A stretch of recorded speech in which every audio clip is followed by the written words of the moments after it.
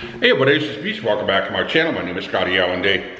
Rock and Roll Hall of Fame. One of the co-founders was Rolling Stone owner, editor, big honcho, Jann Wenner in Ohio created and built the Rock and Roll Hall of Fame in Cleveland, Ohio in 1986. It actually started in 1983 and was brought to life by the building in 1995, if I got everything right. Since opening the Rock and Roll Hall of Fame, it has failed to prove itself to both musicians and fans alike. Pardon the echo. No, just trying a new location. Hopefully it works out the best for me. My family sleeps early in the morning. So let's get going.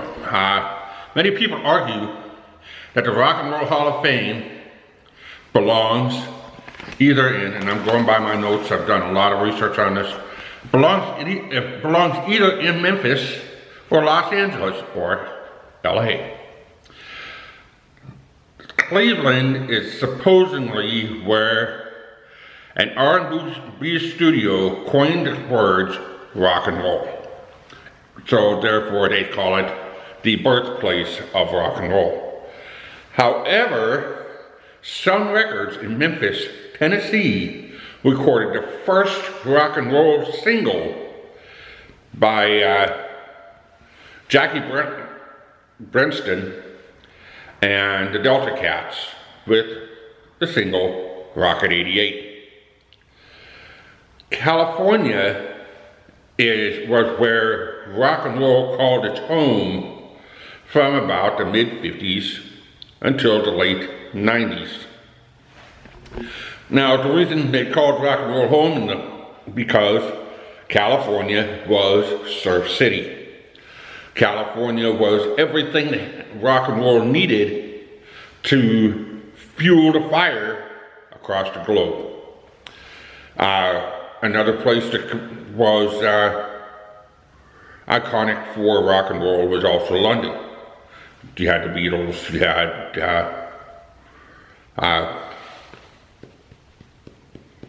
the Rolling Stones. I just said the Rolling Stones.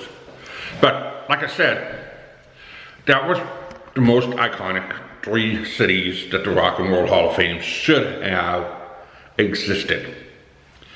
Now, who actually flies out to Cleveland to vacation? Who vacations in Cleveland, Ohio? I don't think I've ever vacationed in Cleveland, Ohio. I would just travel 65 miles an hour and keep on going. If I was taking Greyhound, I'd stop at the Greyhound station. 3 hours later, I'm out of Cleveland. No airlines really have a hub in Cleveland, Ohio. And I don't think there's really a whole lot of tourist attractions there. Their baseball team doesn't do very good. Cleveland Browns, I don't think they've even been to playoffs in several years. So not a whole lot of people will go to Cleveland. And because there's not a lot of stuff in Cleveland, not a lot of people are going to go on vacation in Cleveland. So who vacations in Cleveland?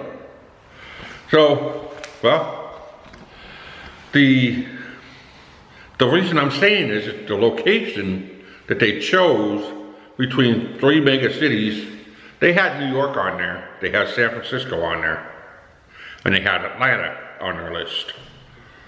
But why did they choose Cleveland? They must have had too much hoo-hoo and drank too much whiskey the night that they decided on where they were going to build the Rock Hall. Well, and then I think Cleveland pitched in some money, and then they had a big contest of how to design the Rock and Roll Hall of Fame, and that's where it went to Cleveland. But that is the biggest focal point of why Cleveland. There's no real history for rock and roll for Cleveland. There's history for rock and roll in Chicago. Chicago wasn't even named on one of the cities. Rock and roll had big history in Memphis, Tennessee, Nashville, Tennessee, Johnny Cash had many ties to rock and roll. Elvis Presley, Chet Atkins, believe it or not, which is the father of the guitar, and he is responsible for Gretsch guitars and Fender guitars getting to where they are to create rock and roll. And of course, Los Angeles, you have Hollywood, you have the Troubadour, you have the Troubadour, you have the Whiskey A Go-Go, you have the Sunset Strip, you have the beach, you have Santa Monica Pier, you have Huntington Beach, you have San Francisco, you have all these clubs that people pack to watch rock and roll superstars blow up. So that's the big thing, is the location. And that's always been the most talked about part, is why Cleveland? The induction process is scrutinized by both the fans and the performers. This is the second big thing about the Rock and Roll Hall of Fame. Every year, fans would vote for their favorite, and most of the time, the winner of that #1 favorite, even though they blew everything out of the water, gets snubbed. And I think last year was the first year that a fan vote favorite made it into the Rock and Roll Hall of Fame. Now, every year it happens. Jann also handpicks his music experts. Jann Wenner was the chairman of the board for the longest time. I think he still is. But we need to watch closely, because there's going to be a lot of things happening with the Rock and Roll Hall of Fame. But he would normally handpick his music experts to nominate. And then after reading the article on why Rock and Roll Hall of Fame is crumbling, I have 2 links I'm going to drop in the bio. I know now that Jann has the final say of who is inducted into the Rock and Roll Hall of Fame. I know that whatever he says goes. He's the chairman of the board. He's one of the co-founders. The other 2 founders, I believe, have left the building, but Jann is still sitting on the board, still influencing, still basically ruining the Rock and Roll Hall of Fame. So let's get on to my other notes here. And for years, bands have turned down inductions. They've been nominated and they said, okay, well, welcome to the Rock and Roll Hall of Fame. And they say, no, we're not going to go to the Rock and Roll Hall of Fame. You've snubbed too many of our friends that are in bigger bands than we are, and we're in first. Basically the way they said. Fans tried to crack the Hall of Fame code. There really wasn't none, but for 4, 5, 6 years, people said the Rock and Roll Hall of Fame has a code for these bands to be able to get in. Let's try and crack the code so we can get our favorite band into the Rock and Roll Hall of Fame. They thought it was something similar to getting a star on Hollywood Walk of Fame, which means you have to donate a certain amount of money and a certain amount of signatures, and boom, they get a star on Hollywood Walk of Fame. And that's up to the band or the performer if they want to pay for the upkeep for life, which a lot of people just don't put in a lump sum of money into a trust that constantly feeds the star until the performer becomes deceased, and most of the time they have a small trust that maintains their star. Bands were told that they were being banned from being inducted.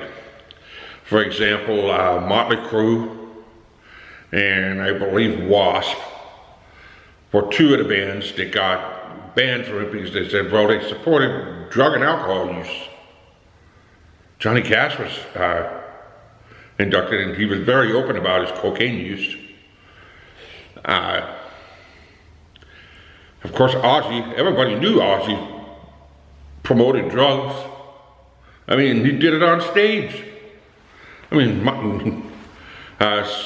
I don't know if Guns N' Roses was ever brought in, but the thing is, it was just, why are some of the biggest bands not in the Rock Hall yet?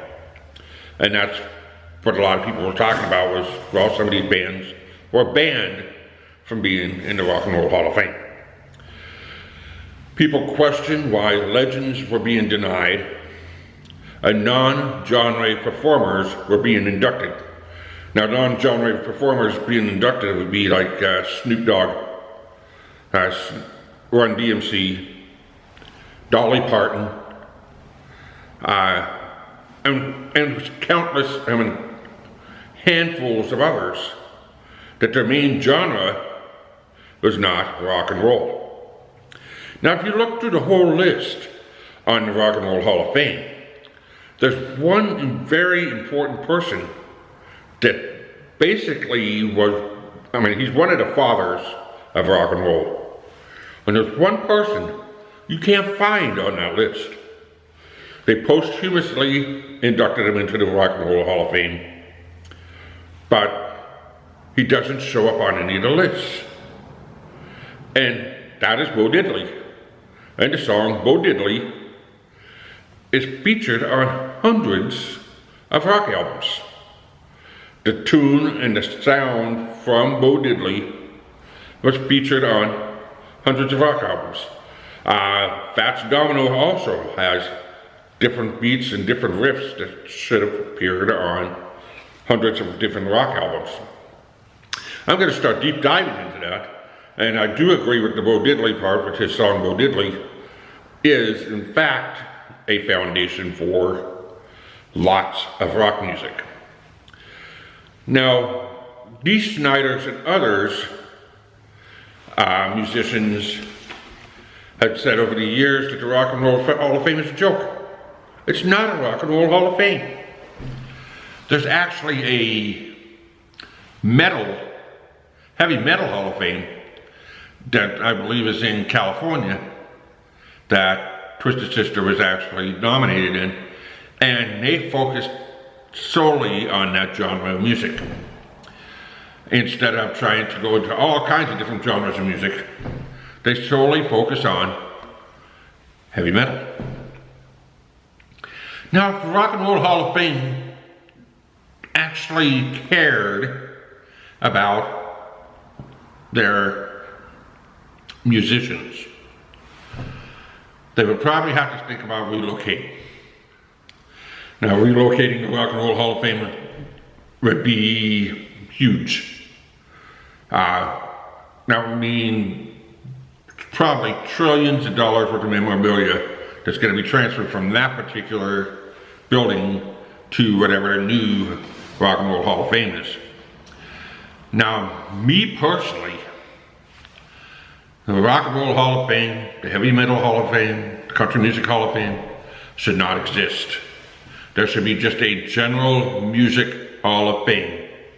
And if you're inducted into the Musicians Hall of Fame, you go into your genre wing, and then people can come and visit. It's easier said than done. I don't think it's ever happened in my lifetime. But, like I said, Rock and Roll Hall of Fame, it will be close to home.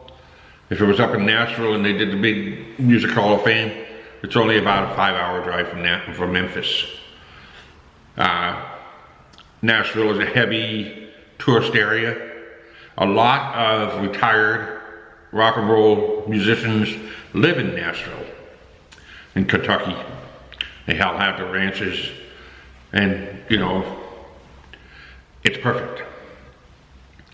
Now, just thinking about everything that surrounds the Rock and Roll Hall of Fame, no wonder the Rock and Roll Hall of Fame is crumbling.